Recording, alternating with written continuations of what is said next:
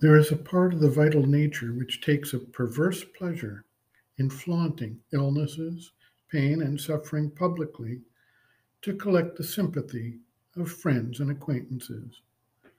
These things become the topic of conversation and extensive gossip. Thus, the vital nature may prolong, accentuate, or even call in various forms of suffering in order to carry out a form of self aggrandizement. It is, however, not the purpose of pain or suffering to strengthen the ego personality. Rather, pain and suffering are psychological wake up calls, which are intended to shake the individual awake and drive him into activity. Pain and suffering arise as part of the play of the gunas.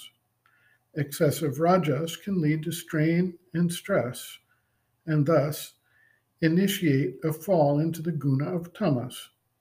Indolence, weakness, and darkness are also prime causes of imbalance and suffering. Thus, for most people, there is a constant shifting between these two gunas and their varying causative factors in suffering. When sattva is in the ascendant, there tends to be both a more balanced perspective and a greater awareness to minimize suffering caused by either excess or deficiency in the action of the other two gunas. Of course, as Buddha pointed out, suffering and pain are part of the experience of life and can act, when utilized as part of a spiritual awakening, as a spur to change in standpoint that takes the seeker beyond the psychological state of suffering that pertains to all life in the world. This does not imply that there is no pain, but that the attitude one takes allows one to grow beyond its limiting impact on the being.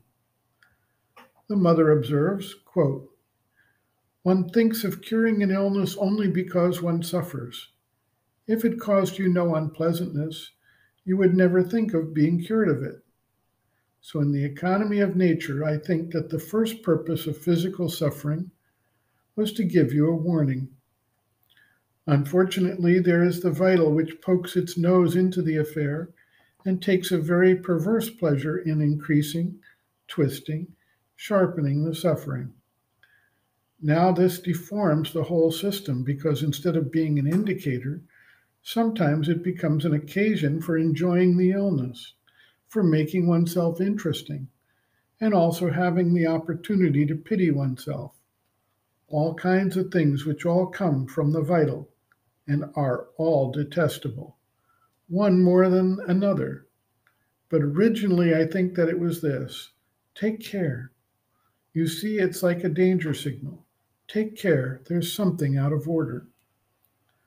Only when one is not very much coddled, when one has a little endurance, and decides within himself not to pay too much attention, quite remarkably the pain diminishes.